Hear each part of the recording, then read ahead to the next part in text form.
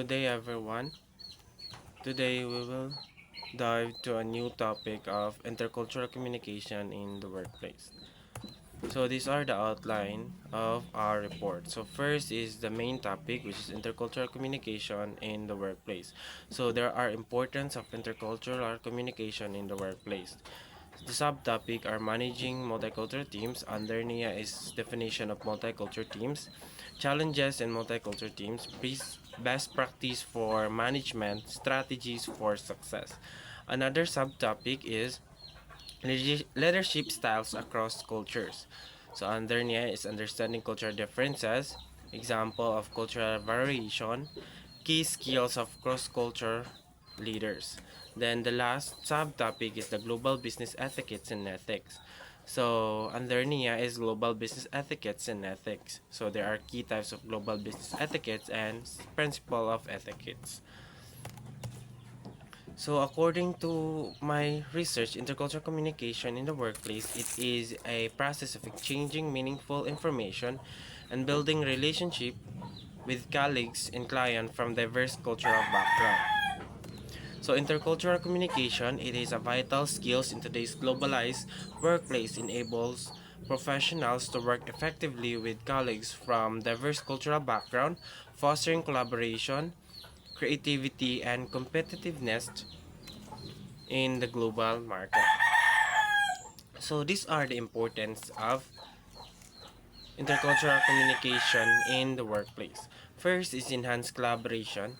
Respecting cultural perspective leads to smoother teamwork. So why it is important? So it allows employee to the from diverse background to combine their unique perspective and skills to achieve common goals. Second is increased creativity. Diverse diverse viewpoint encourage innovative solutions. So in this it is important or it is important in the workplace, it is because it innovates way to bridge cultural differences and collaboration effectively.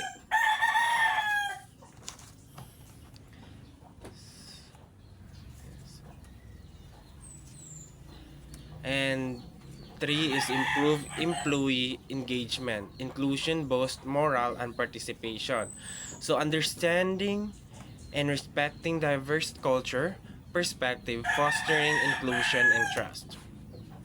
Last is global competitiveness.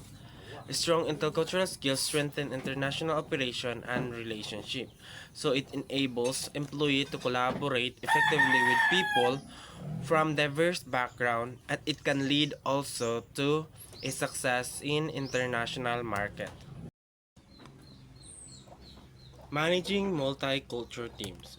So what is multicultural teams? So according to Hofstede et al. 1997, a multicultural team is a team whose members have different cultural background. Then let's proceed to challenges in multicultural teams. So first is communication barrier, language difference, nonverbal cues, and indirect communication styles. Example, high context versus low context culture can lead to misinterpretation. So communication barrier is one of challenges. It is because or it differ it is the differences in language, accents, and communication style lead to misunderstanding or miscommunication. Second is cultural norms and values. So variation in attitude towards hierarchy, time management, like example monochronic versus polychronic, and conflict resolution can cause friction. So shapes how people communicate, make decision, and view authority, which lead to misunderstanding or conflict in multicultural teams. Third challenges is bias and stereotyping. So unconscious biases may affect decision making, team dynamics, and inclusion. So it can lead also to unfair judgment and equal treatment among members. Last is remote work complication. Global team often face time zone issues, technology access disparities, and reduce informal interaction. So, time zone differences, cultural styles, and language barrier can hinder collaboration and understanding in remote work remote work. Then let's proceed to best practice for management. First is fostering cultural awareness. Provide training in cultural intelligence like CQ to help team member understand and respect differences. So it helps manager to build inclusive team that communicate effectively and respect diverse perspective. Promote open communication. Establish clear protocols such as using simple language, encouraging questions, and leveraging translation tools. So it builds trust and ensure that employees feel heard and valued. Encourage inclusion. Create equitable opportunities by rotating leadership styles and valuing diverse input. So it ensures diverse perspectives are valued, leading to a better decision making and innovative. Then last practice is build team cohesion. Organize virtual team building activities, cross-cultural exchanges, and shared goals to align common objectives. So it fosters trust, collaboration, and open communication among team members.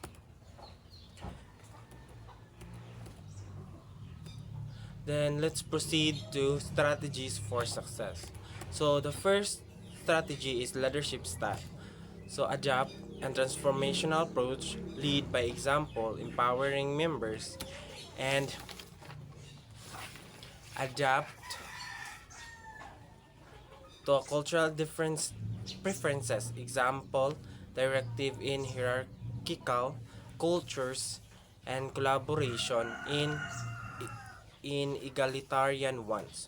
So it shapes how goals are achieved and how teams are performed. Then conflict resolution addresses issue early with neutral mediator.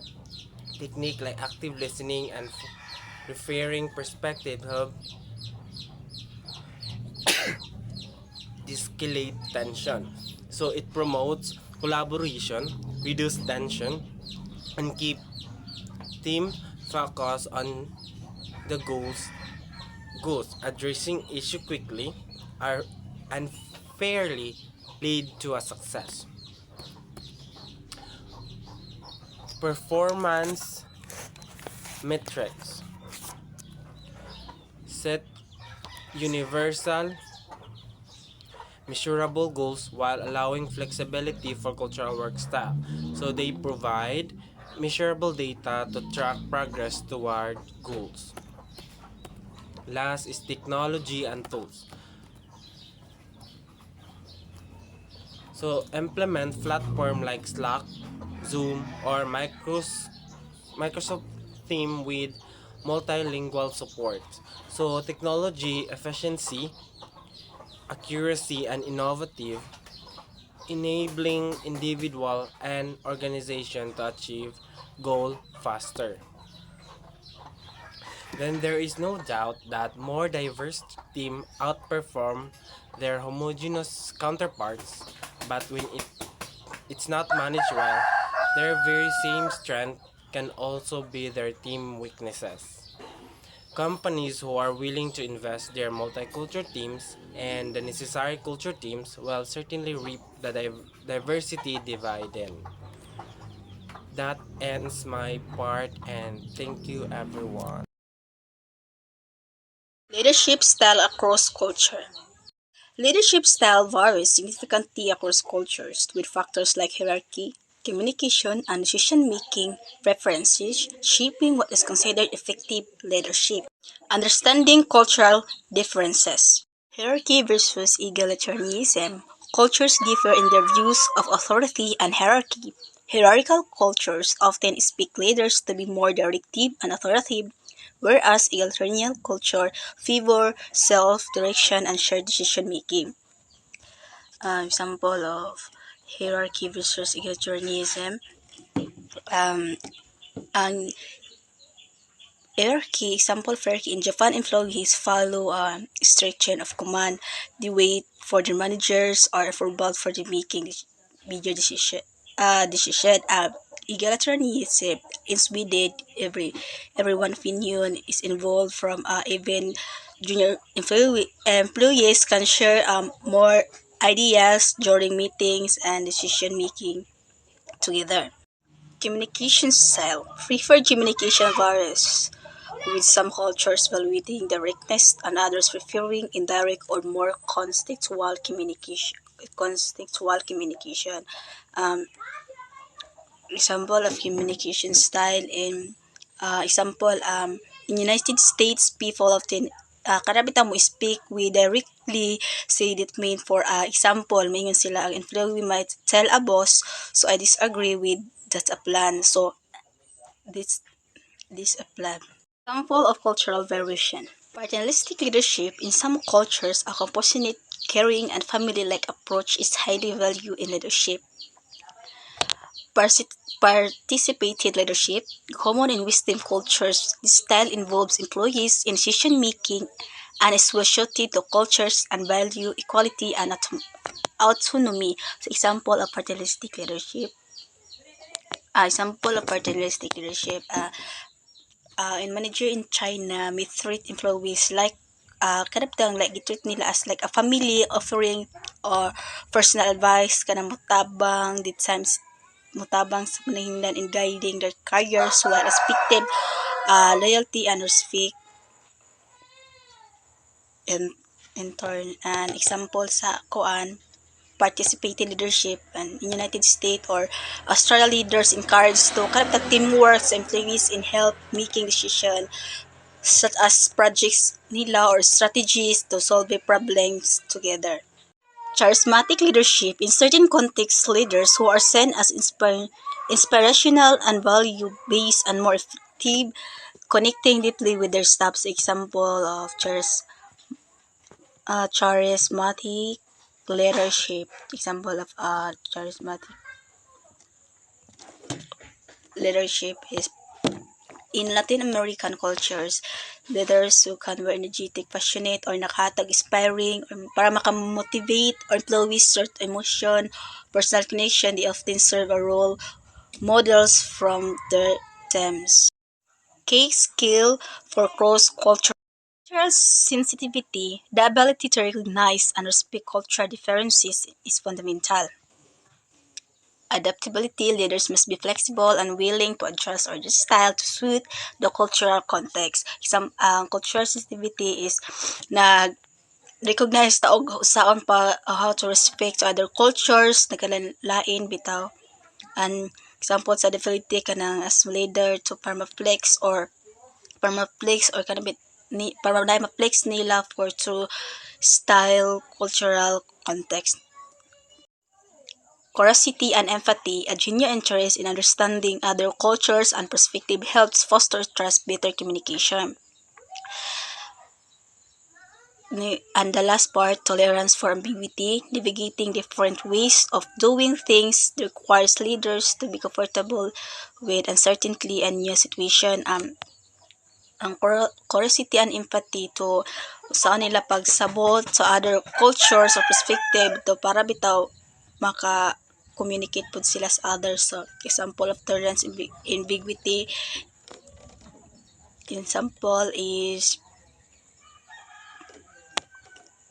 tolerance for ambiguity. Ay example sa tolerance for ambiguity is for example kanang as example tolerance for ambiguity, a global leaders work in the members of various countries nakalanlain bitaw dayon we think hiding tasks, the leader stay calm and flexible even plans Ilang even plans for unexpectedly. Hello everyone, my topic assigned is all about global business etiquette and ethics. First is global business etiquette. Global business etiquette, it involves adopting culturally appropriate behaviors, communication styles, and costume to build effective business relationship across different countries.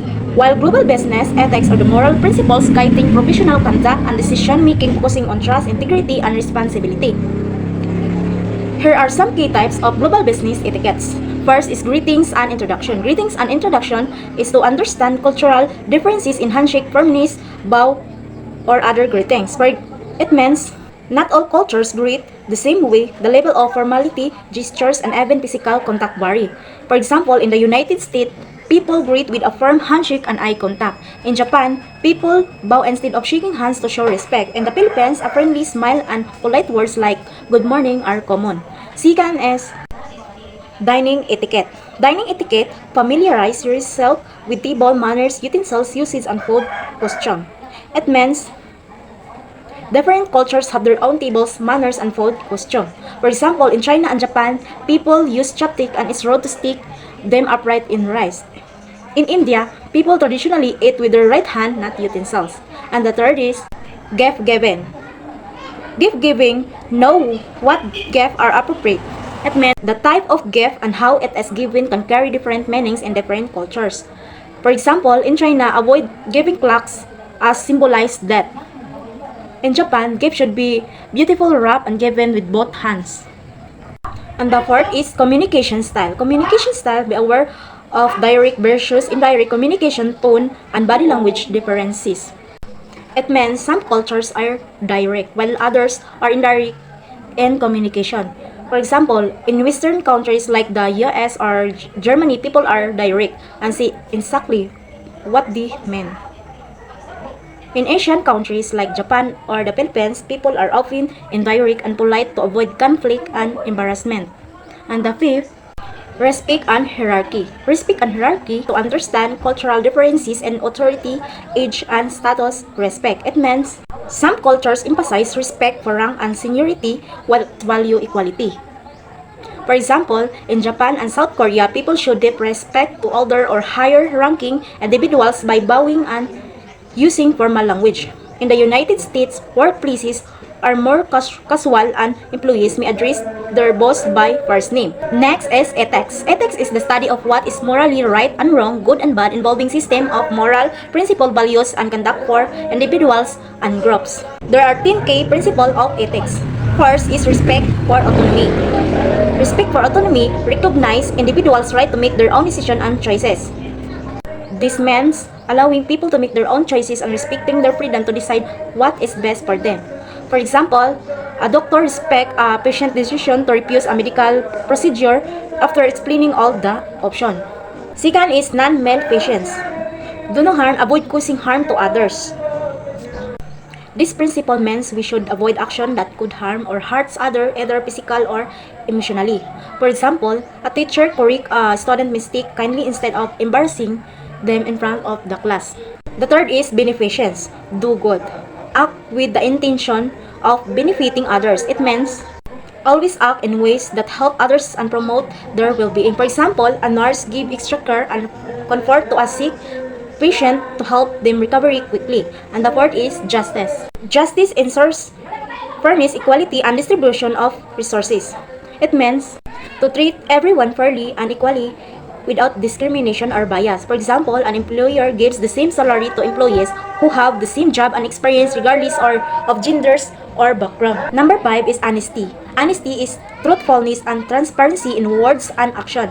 It means always tell the truth and be transparent in your words and action. For example, a student admits they forgot their homework instead of making up an excuse. Number 6 is integrity. Integrity is consistency between words and action, upholding moral principle. It means doing the right thing even when no one is watching, being consistent with moral values and action. For example, a cashier returns extra money to a customer who accidentally overpaid. Number 7. Respect for person. Respect for person treat individuals with dignity and respect. It means to treat every individual with dignity, politeness, and kindness regardless of their status or background. For example, speaking respectfully to janitors, driving, and security guards just like you would to your boss or teacher. Number 8 is accountability. Accountability take responsibility for action and decision. It means being impartial, giving everyone equal treatment, and avoiding favoritism. For example, a teacher gives the same grading criteria to all students and does not favor anyone. Number 9. Fairness. Fairness is impartiality and justice in decision making. It means being impartial, giving everyone equal treatment, and avoiding favoritism. For example, a teacher gives the same grading criteria to all students and does not favor anyone. Last is compassion. Compassion is showing empathy and concern for other well-being. It means showing empathy, kindness, and concern to others, especially when they are in pain or need help. For example, helping a classmate who is feeling sad or struggling with personal problems. And that's end our topic.